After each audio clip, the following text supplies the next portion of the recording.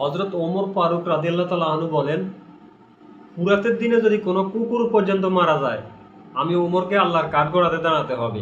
দেখেন তাদের কেমন ভয় ছিল, কেমন তাকওয়া ছিল,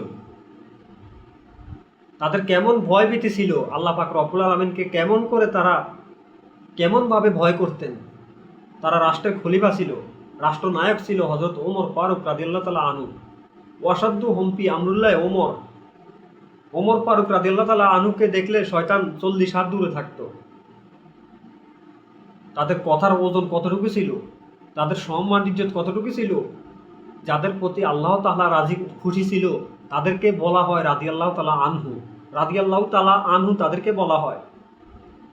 আমার বন্ধুগণ, আমার বাবাজিরা রে, আজকে আমরা দেখতেছি নায়েবে আমির ডক্টর শফিকুর রহমান বন্যাবশত মানুষের পাশে দাঁড়িয়েছেন, মানুষকে অনুদান দিয়েছে, মানুষকে সাহায্য করেছে, সহযোগিতা করেছে। এ দেখে অনেক মুনাফিকের জ্বালা যন্ত্রণা শুরু হয়ে গেছে, অনেক মুনাফিকের জ্বালা যন্ত্রণা শুরু হয়ে গেছে। এই দৃশ্যটা দেখে একটা সালোয়ার পরে, একটা গেঞ্জি পরে, পচা পানি পাড়ি দিয়ে মানুষকে সাহায্য করেছে, সহযোগিতা করেছে। এই মুনাফিকদের গায়ে জ্বালা যন্ত্রণা শুরু হয়ে গেছে। আমিরে জামাত ডক্টর শফিকুর রহমানের সমালোচনা শুরু করে দিয়েছে। আমিরে জামাত ডক্টর শফিকুর রহমান উনি ফলো করতেছেন হযরত ওমর রাদিয়াল্লাহু তাআলা আনহুকে।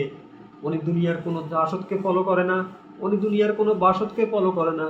উনি ফলো করে একমাত্র আল্লাহ রাসূল সাল্লাল্লাহু আলাইহি সাল্লামের দেখানো পথ। আল্লাহ রাসূল সাল্লাল্লাহু আলাইহি সাল্লামের 4 খলিফা ছিল, হযরত ওমর ফারুক রাদিয়াল্লাহু তাআলা আনহু, হযরত ওসমান রাদিয়াল্লাহু তাআলা আনহু, হযরত আবু বকর সিদ্দিক রাদিয়াল্লাহু তাআলা আনহু, হযরত আলী রাদিয়াল্লাহু তাআলা আনহু। এরা ছিল 4 খলিফা। হযরত ওমর ফারুক রাদিয়াল্লাহু তাআলা আনহুরা ওনারা ছিল 4 খলিফা। হযরত ওসমান, হযরত আলী, হযরত আবু বকর, হযরত ওমর ফারুক রাদিয়াল্লাহু তাআলা আনহু ওনারা ছিলেন রাষ্ট্রনায়ক। ওনারা মানুষকে সাহায্য করেছে, সহযোগিতা করেছে।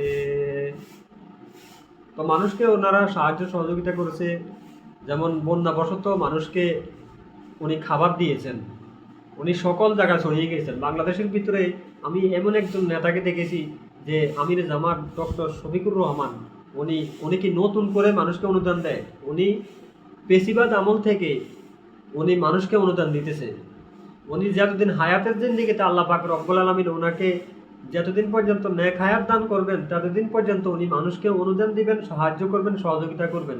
তোমরা যদি সমালোচনা করো, তোমরা যদি বিরোধিতা করো, এগুলি কোনো লাভ হবে না। কারণ ওনার সম্মান ইজ্জত আল্লাহ পাক রব্বুল আলামিন আরও বাড়িয়ে দিবেন। ওনার যে ইজ্জত সম্মান আল্লাহ পাক রব্বুল আলামিন আরও অনেক বেশি বাড়িয়ে দিবেন। ওনার সম্মান ইজ্জত তোমরা কমাতে পারবে না। কারণ আল্লাহ পাক রব্বুল আলামিন বলেন, ইন্না বাদশা রব্বিকা লাশাদীদ। আমার ধরা বড় মারাত্মক ধরা। আমি যুগে যুগে ফেরাউনকে ধরেছি, আমি যুগে যুগে কারুনকে ধরেছি, আমি যুগে যুগে হামানকে ধরেছি, আমি যুগে যুগে নমরুদকে ধরেছি। আমি জোতা পিটা করেছি নমরুদকে, আর ফেরাউনকে লোহিত সাগরে আমি সুবান্তি খেয়ে তাকে নাকানি সুবানি খাইয়ে আমি অপদস্থ করে দুনিয়া থেকে বিদায় করে তাকে শুটকি বানিয়ে রেখেছি। ফেরাউনের মতন শুটকি বানিয়ে রাখবে তোমাদেরকে। তোমরা যে সমালোচনা করো, আল্লাহ পাক রব্বুল আলামিন যুগে যুগে হিকমত দান করেন। যুগে যুগে আমির জামাত ডক্টর শফিকুর রহমান উনি যুগে যুগে তৈরি করবেন, যুগে যুগে তৈরি করবেন।